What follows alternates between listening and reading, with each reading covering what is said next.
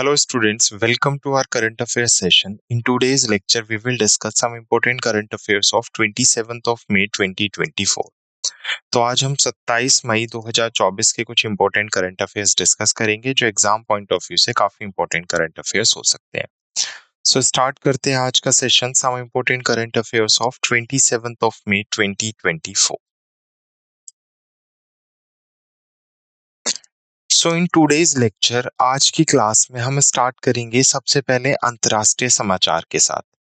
अंतर्राष्ट्रीय समाचार में हम इंटरनेशनल लेवल पर या फिर मैं बात करूं कोई इंटरनेशनल ऑर्गेनाइजेशन है, किसी कंट्री में कोई प्रेसिडेंट या प्राइम मिनिस्टर से रिलेटेड अपॉइंटमेंट है, इंटरनेशनल ऑर्गेनाइजेशन ने कोई एमओयू साइन किया है, उसकी मीटिंग से रिलेटेड कोई भी न्यूज बनती है तो वो हम अपनी अंतर्राष्ट्रीय समाचार और इंटरनेशनल न्यूज की कैटेगरी में कवर करेंगे। इंटरनेशनल न्यूज के बाद सेकंड हमारी कैटेगरी होगी राज्य समाचार। राज्य समाचार में हम स्टेट गवर्नमेंट के इनिशिएटिव्स एंड प्लान्स डिस्कस करेंगे। अगर किसी भी राज्य सरकार ने कोई इनिशिएटिव डिस्कस किया है, कोई प्लान डिस्कस किया है, कोई स्कीम लेके आई है राज्य सरकार, तो उससे रिलेटेड जितनी भी न्यूज बनती है वो हम डिस्कस करेंगे राज्य समाचार में। थर्ड हमारी कैटेगरी होगी बैंक और फाइनेंस से रिलेटेड, जिसमें हम बैंकिंग से रिलेटेड कुछ इंपॉर्टेंट अगर कोई टर्मिनोलॉजी है, कोई बैंक अश्योरेंस से रिलेटेड कोई पार्टनरशिप साइन हुई है किसी एनबीएफसी के साथ या फिर किसी स्पेसिफिक बैंक के साथ अगर कोई एमओयू साइन किया गया है, और फाइनेंस से रिलेटेड जितनी भी न्यूज बन रही है वो हम बैंकिंग और वित्त में कवर करेंगे। नेक्स्ट हमारी कैटेगरी होगी साइंस एंड टेक्नोलॉजी। तो साइंस एंड टेक्नोलॉजी में रीसेंट इनोवेशन से रिलेटेड जो भी न्यूज बन रही है वो हम अपनी साइंस एंड टेक्नोलॉजी में कवर करेंगे। नेक्स्ट हमारी कैटेगरी होगी स्पोर्ट्स इवेंट्स। तो स्पोर्ट्स इवेंट्स बहुत इंपॉर्टेंट होते हैं किसी भी कॉम्पिटिटिव एग्जाम्स के लिए। तो स्पोर्ट्स से रिलेटेड जितनी भी न्यूज बन रही है रिसेंटली, चाहे वो इंटरनेशनल न्यूज की बात करें चाहे हम नेशनल न्यूज की बात करें, तो जितने भी स्पोर्ट्स इवेंट्स हैं उनसे रिलेटेड जो भी इंपॉर्टेंट पॉइंट्स हैं वो हम खेल समाचार या स्पोर्ट्स इवेंट्स में डिस्कस करेंगे। नेक्स्ट हम डिस्कस करेंगे इंपॉर्टेंट रैंक एंड रिपोर्ट से रिलेटेड समाचार। रैंक एंड रिपोर्ट्स में हम देखेंगे कोई इंटरनेशनल ऑर्गेनाइजेशन ने भारत की जीडीपी फोरकास्ट की है या कोई रैंक जारी की है वर्ल्ड लेवल पे, उसमें भारत की रैंक क्या है, टॉप पर कौन है, या इंटरनेशनल इंडियन जो ऑर्गेनाइजेशन है, नेशनल जो ऑर्गेनाइजेशन है लाइक नीति आयोग या आरबीआई, उससे कोई इंपॉर्टेंट डेटा है तो वो भी हम रैंक और रिपोर्ट्स में कवर करेंगे। सेवंथ कैटेगरी होगी हमारी अवार्ड्स एंड रिकॉग्निशन, जिसमें हम रीसेंट अवार्ड्स यानी पुरस्कार और मान्यताओं से रिलेटेड कुछ इंपॉर्टेंट न्यूज जो बन रही हैं वो कवर करेंगे। तो हम 7 कैटेगरीज में आज की न्यूज डिस्कस करेंगे, आज के करंट अफेयर्स डिस्कस करेंगे और देखेंगे वहां से क्या क्या इंपॉर्टेंट हमारे लिए बन सकता है। तो एक बार हम ये 7 कैटेगरी से रिलेटेड न्यूज डिस्कस कर लेते हैं, उसके बाद हम डिस्कस करेंगे सारांश। सारांश मतलब समरी ऑफ द लेक्चर कि आज की क्लास में हमने क्या क्या और कौन कौन सी इंपॉर्टेंट न्यूज डिस्कस की है। क्लियर? तो ये आज के हमारे टॉपिक्स होने वाले हैं आज की क्लास के। So now let's start the session. So the image used in our slide deck are for educational purpose only. We respect the intellectual property right of the original creator and owner of these images. If you are the owner of any of the image used in this deck and have any concern or issue, please contact us at sathi@iitk.ac.in and we shall remove the images. हमारी slide deck में उपयोग की गई छवियां केवल शैक्षणिक उद्देश्य के लिए हैं। हम इन छवियों के मूल रचनाकारों और मालिकों के बौद्धिक संपदा अधिकारों का सम्मान करते हैं। यदि आप इस डेक में उपयोग की गई किसी भी छवि के मालिक हैं और आपको कोई चिंता या समस्या है तो कृपया sathi@iitk.ac.in पर संपर्क करें, हम आपकी छवि को हटा देंगे। क्लियर? सो स्टार्ट करते हैं अपनी पहली इंटरनेशनल न्यूज के साथ। तो हमारी पहली इंटरनेशनल न्यूज है मालदीव भारत के साथ द्विपक्षीय संबंधों को बढ़ाने के लिए रुपए की शुरुआत की योजना बना रहा है। मतलब अब क्या होगा, जो रुपए है उसके साथ मालदीव्स क्या करेगा, टाई अप करेगा। इससे होगा क्या, जो इकोनॉमिकल टाइज हैं इंडिया और मालदीव्स के बीच में वो स्ट्रांग होंगे। उसके साथ साथ क्या होगा, जो फाइनेंशियल इंक्लूसिविटी है और कॉस्ट सेविंग है वो बेसिकली क्या होगी, एनहेंस होगी। तो मालदीव्स और भारत का क्या हो रहा है, एक बायलेटरल टाई हो रहा है किसके साथ, ताकि रुपे सर्विसेज को और क्या किया जा सके, एनहेंस किया जा सके। तो मालदीव ने भारत की रुपे सेवा शुरू करने की योजना की घोषणा कर दी है।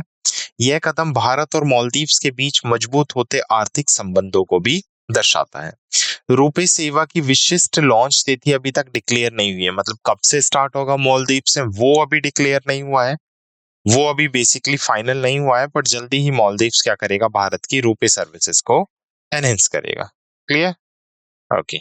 तो एकीकरण उन्नत वित्तीय समावेशन और लागत बचत उपायों का वादा करता है।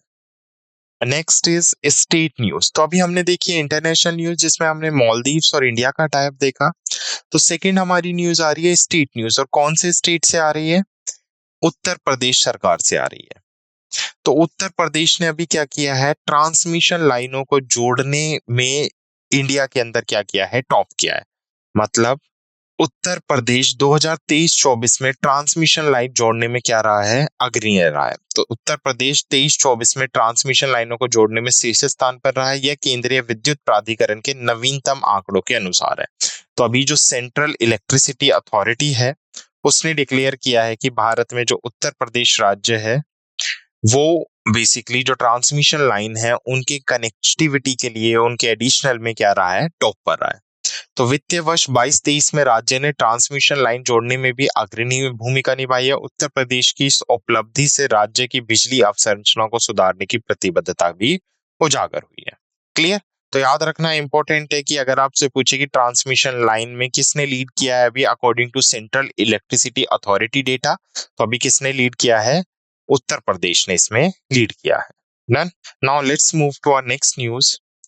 नेक्स्ट भी हमारी स्टेट न्यूज है। तो स्टेट न्यूज कहां से आ रही है, राजस्थान से आ रही है। तो जैसलमेर का रेगिस्तान पार्क अभ्यारण्य महान भारतीय तिलरों के लिए है। तो जो जैसलमेर का डेजर्ट पार्क सेंचुरी है वो मेजेस्टिक ग्रेट इंडियन बस्टर्ड्स के लिए बेसिकली क्या है, सबसे ज्यादा सुटेबल जगह है। तो जैसलमेर के राष्ट्रीय मरुस्थल उद्यान में वार्षिक जलाशय जो जनगणना है उसने सकारात्मक परिणाम दिखाए हैं, पॉजिटिव रिजल्ट्स आए हैं। महत्वपूर्ण रूप से संकटग्रस्त ग्रेट इंडियन बस्टर्ड की उपस्थिति यहाँ पर दर्ज की गई है। तो पूछ सकता है रिसेंटली अभी किस बेसिकली नेशनल पार्क में ग्रेट इंडियन बस्टर्ड्स की जो उपस्थिति है प्रेजेंट है वो दर्ज की गई है या उनकी कंडीशन में सुधार आया, तो कहां पर की गई है ये, जैसलमेर के राष्ट्रीय मरुस्थल उद्यान में। क्लियर? जनगणना में 64 बेसिकली ग्रेट इंडियन बस्टर्ड की गिनती की गई जो पिछले वर्ष में 42 से बढ़कर है। इस वृद्धि से प्रजाति के संरक्षण के लिए एक उत्साहजनक विकास भी हुआ है। तो याद रखना है, ये इंपॉर्टेंट न्यूज बनती है। ग्रेट इंडियन बस्टर्ड कहां पर इनकी संख्या भी बेसिकली बढ़ी मिली है, तो जैसलमेर के राजस्थान में। Done. Okay. Now let's move to our next news which is banking and finance news. तो अभी बेसिकली जो न्यूज आ रही है आरबीआई से आ रही है। हम सबको पता है आरबीआई क्या करता है, भारत में जितनी भी एनबीएफसीज है, नॉन बैंकिंग फाइनेंशियल कंपनी, जितने भी फिनकॉर्प्स हैं, उसके साथ साथ अगर मैं बात करूं जितने भी कमर्शियल और बेसिकली पब्लिक सेक्टर बैंक्स है उनके ऊपर आरबीआई पेनल्टी इंपोज कर सकता है अगर वो आरबीआई के द्वारा जो नॉर्म्स दिए गए हैं, रूल्स एंड रेगुलेशंस दिए गए हैं उनको फॉलो नहीं कर रहा है। तो न्यूज यहीं से ये अभी आरबीआई ने क्या किया है, लगभग 3.1 लाख की पेनल्टी इंपोज की है किसके ऊपर, हीरो फिनकॉर्प के ऊपर। तो आरबीआई ने फेयर प्रैक्टिस कोड उल्लंघन के लिए हीरो फिनकॉर्प पर 3.1 लाख रुपए का जुर्माना लगाया। तो इसका रीजन क्या है, फेयर प्रैक्टिस कोड जो था बेसिकली उसको वायलेट किया है हीरो फिनकॉर्प्स ने। तो भारतीय रिजर्व बैंक ने हीरो फिनकॉर्प लिमिटेड पर जुर्माना लगाया है। जुर्माने की राशि निष्पक्ष आचरण संहिता का पालन न करने पर कितनी लगाई गई है, 3.1 लाख रुपीस लगाई गई है। उसके साथ साथ ये दंड नियामक अनुपालन में कर्मियों के कारण है, नए ग्राहकों के साथ किसी भी लेन देन या समझौते की वैधता को भी प्रभावित नहीं करता। तो सिंपली याद रखना है, आरबीआई ने अभी पेनल्टी इम्पोज की है किसके ऊपर, हीरो फिनकॉर्प के ऊपर। Done. Next is also a banking and financial news. तो बैंक और फाइनेंस ही है हमारी नेक्स्ट न्यूज भी। तो स्मार्टफोन 42% वृद्धि के साथ भारत का चौथा सबसे बड़ा निर्यात आइटम बन गया है। तो इंडिया का जो फोर्थ लार्जेस्ट आइटम है वो कौन सा बन गया है, स्मार्टफोन बन गया है। कितनी ग्रोथ के साथ, लगभग 42% ग्रोथ के साथ। क्लियर? सो स्मार्टफोन भारत के लिए एक प्रमुख निर्यात सफलता बन गया है। वे अब 42% वृद्धि के साथ चौथे सबसे बड़े निर्यात आइटम के रूप में रैंक करते हैं। फाइनेंशियल ईयर अगर मैं 2024 की बात करूं तो उसमें निर्यात मूल्य कुल 15.6 बिलियन अमेरिकी डॉलर तक पहुंच गया है। यह पिछले वर्ष की तुलना में रैंकिंग में एक पायदान का सुधार दर्शाता है। यानी पिछले वर्ष रैंकिंग कितनी थी इसमें, 5 थी, और इस वर्ष कितनी है इस साल की अगर मैं बात करूं तो इस बार भारत की रैंकिंग 4 रही। डन। नेक्स्ट है साइंस एंड टेक्नोलॉजी से, तो माइक्रोसॉफ्ट ने एआई संवर्धित को पायलट प्लस पीसी को अनोखी रिकॉल कार्यक्षमता के साथ पेश किया है। तो माइक्रोसॉफ्ट की बात हो रही है। माइक्रोसॉफ्ट ने अभी क्या किया है, को पायलट प्लस पीसीएस नामक व्यक्तिगत कंप्यूटर की एक नई श्रेणी बेसिकली क्या की है, पेश की है। ये पीसी उन्नत एआई क्षमताओं के साथ अल्फाबेट और एप्पल से प्रतिस्पर्धा करेंगे। तो एसर और बेसिकली अगर मैं बात करूं, एएसयूएस टैग कंप्यूटर के सहयोग से विकसित वे एआई कार्य को स्थानीय रूप से निष्पादित करते हैं। लॉन्च इवेंट 20 मई को माइक्रोसॉफ्ट के रेमंड वॉशिंगटन कैंपस में हुआ और बिक्री 18 जून से लगभग $1000 की आधार कीमत पर शुरू हुई या शुरू होगी। Clear. Next is sports news. तो स्पोर्ट्स इवेंट्स हैं, स्पोर्ट्स इवेंट्स वैसे भी कॉम्पिटिटिव एग्जाम्स के लिए काफी इंपॉर्टेंट होते हैं। तो एक बार स्पोर्ट्स इवेंट से देख लेते हैं। तो ज्योति राणे बनी है अभी माउंट एवरेस्ट पर विजय प्राप्त करने वाली भारत की सबसे उम्रदराज महिला। तो ज्योति राणे हैं बेसिकली जो 53 वर्ष की आयु में माउंट एवरेस्ट पर चढ़ने वाली मध्य प्रदेश की सबसे उम्रदराज बेसिकली महिला बन गई है। डन। तो इंपॉर्टेंट नाम है, नाम डायरेक्ट पूछ लिया जाएगा आपसे कि भारत की, या फिर मैं बात करूं भारत की सबसे उम्रदराज महिला जो माउंट एवरेस्ट पर चढ़ी हैं उनका नाम क्या है, तो नाम क्या है, ज्योति राणे। तो ज्योति राणे जो एक उद्यमी और फिटनेस उत्साही है मध्य प्रदेश से, उन्होंने इतिहास रच दिया है। वह माउंट एवरेस्ट पर विजय प्राप्त करने वाली सबसे उम्रदराज भारतीय महिला बन गई हैं। उनकी चढ़ाई ठीक 6 साल बाद हुई जब संगीता बहल ने 53 वर्ष की आयु में पिछला रिकॉर्ड बनाया था। रानी की उपलब्धि भारतीय पर्वतारोहण में एक महत्वपूर्ण मील का पत्थर भी साबित होती है। क्लियर। नेक्स्ट स्पोर्ट्स से ही न्यूज है हमारी। नेक्स्ट भी आईपीएल 2024 पुरस्कार विजेता। तो अभी आईपीएल 2024 बेसिकली कंडक्ट हुए थे, तो उनकी अभी विनिंग टीम की लिस्ट आई है। तो एक बार कंप्लीट लिस्ट देख लेते हैं क्या क्या इंपॉर्टेंट बन सकता है एग्जाम पॉइंट ऑफ व्यू से। सो कोलकाता नाइट राइडर ने फाइनल में सनराइजर हैदराबाद को हराकर आईपीएल 2024 का खिताब जीत लिया है। उसके साथ साथ अगर मैं बात करूं, केकेआर के सुनील नरेन को सीजन का सबसे मूल्यवान खिलाड़ी और अल्टीमेट फैंटेसी खिलाड़ी नामित किया गया है। एसआरएच के नीतीश कुमार रेड्डी सीजन के उभरते हुए खिलाड़ी थे। वहीं विराट कोहली जो आरसीबी से बिलोंग करते हैं, सबसे अधिक रंग बनाने वाले ऑरेंज कैप जीती विराट कोहली ने, जबकि हर्ष पटेल ने सबसे अधिक विकेट लेने के लिए पर्पल कैप जीती है। क्लियर। तो आईपीएल से याद रखना है, इंपॉर्टेंट डेटा है, पूछ लिया जाएगा डायरेक्ट। नेक्स्ट है स्पोर्ट्स से ही न्यूज है। शाहिद अफरीदी को आईसीसी पुरुष टी20 विश्व कप ब्रांड एम्बेसडर नियुक्त किया गया है। तो बेसिकली शाहिद अफरीदी जो एक पाकिस्तानी क्रिकेटर है, अभी उन्हें क्या किया गया है, इंटरनेशनल क्रिकेट काउंसिल ने अपना ब्रांड एम्बेसडर नियुक्त किया है। अफरीदी एक महान पाकिस्तानी क्रिकेटर हैं। वे 9वें आईसीसी पुरुष टी20 विश्व कप की प्रतिनिधित्व करेंगे। टूर्नामेंट की मेजबानी वेस्ट इंडीज और संयुक्त राज्य अमेरिका द्वारा 1 जून से लेकर 29 जून 2024 तक की जाएगी। तो इंपॉर्टेंट पर्सनैलिटी है शाहिद अफरीदी, जिन्हें अभी आईसीसी पुरुष टी20 विश्व कप का ब्रांड एम्बेसडर नियुक्त किया गया है। क्लियर। नेक्स्ट है रैंक एंड रिपोर्ट से। तो अभी वर्ल्ड बैंक ने एक रिपोर्ट जारी की है। रिपोर्ट क्या है, वाटर फॉर शेयर्ड प्रॉस्पेरिटी। तो डायरेक्ट सबसे पहले तो आपसे यही पूछ लेगा, water for shared prosperity report किसके थ्रू जारी की जाती है, तो किसके थ्रू जारी की जाती है, ये वर्ल्ड बैंक के थ्रू। वर्ल्ड बैंक की अगर मैं बात करूं तो इसे 1944 में ब्रेटन वुड कॉन्फ्रेंस के बाद एस्टेब्लिश किया गया था। सो विश्व बैंक ने साझा समृद्धि के लिए जल शीर्षक से एक रिपोर्ट जारी किया। रिपोर्ट को 10वें विश्व जल मंच में प्रस्तुत किया गया। पानी की महत्वपूर्ण भूमिका को न्याय संगत समाजों के निर्माण में रेखांकित करता है। रिपोर्ट में वैश्विक स्तर पर समावेशी जल सुनिश्चित करने के लिए व्यापक रणनीतियों की आवश्यकता पर भी जोर दिया गया है। क्लियर। ओके, तो याद रखनी है report, water for shared prosperity, साझा समृद्धि के लिए जल रिपोर्ट, जो किसके थ्रू जारी की गई है, विश्व बैंक के थ्रू। Next is awards and recognition. तो एनएचपीसी को the Economical Times HR world future ready organisation award 2024-25 से सम्मानित किया गया है। तो एनएचपीसी जो भारत की हाइड्रो पावर कंपनी है, उसको अभी Economical Times HR world future ready organisation award 2024-25 से सम्मानित किया गया है। तो एनएचपीसी भारत की एक प्रमुख जल विद्युत कंपनी को एक प्रतिष्ठित पुरस्कार दिया गया है।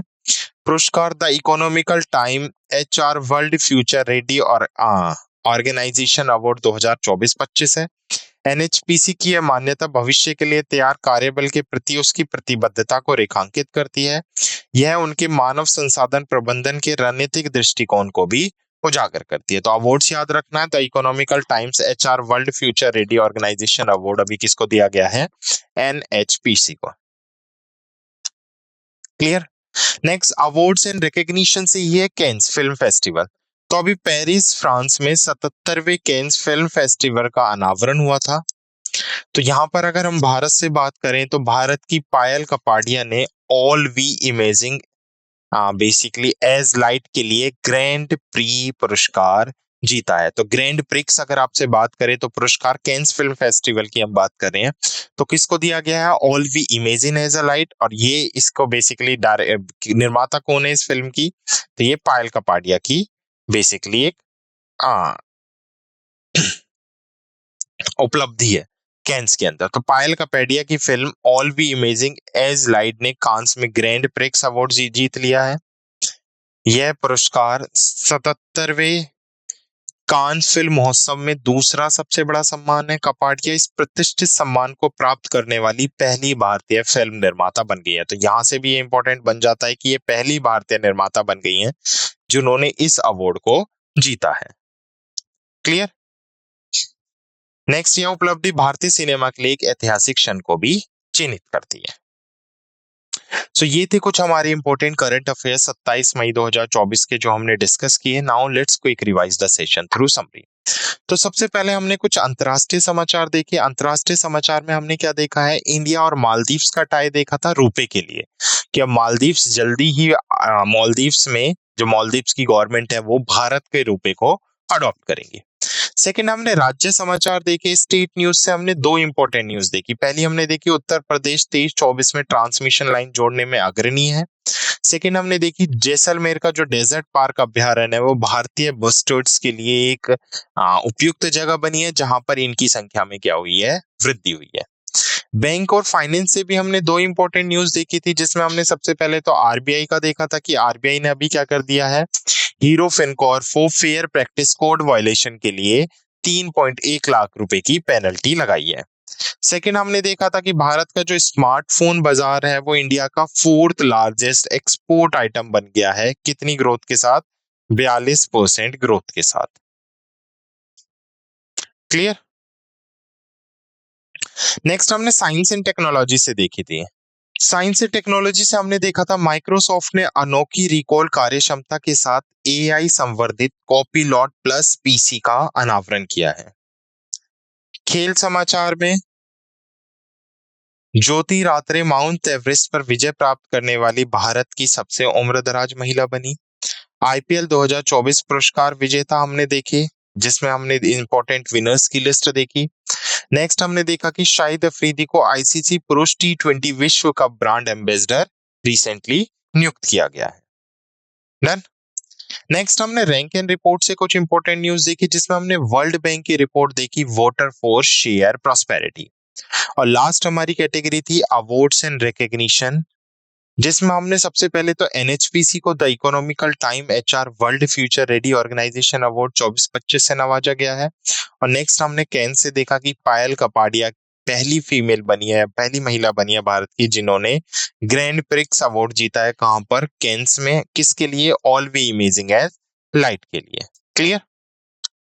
तो ये थे कुछ इंपॉर्टेंट करंट अफेयर्स जो हमने डिस्कस किए 27 मई 2024 के, जिसमें हमने इंपॉर्टेंट इंटरनेशनल न्यूज देखी, state news, banking and financial news, science and technology से न्यूज देखी है, स्पोर्ट्स न्यूज़ देखी है, रैंक एंड रिपोर्ट से देखा, अवार्ड्स एंड रिकॉग्निशन से देखा।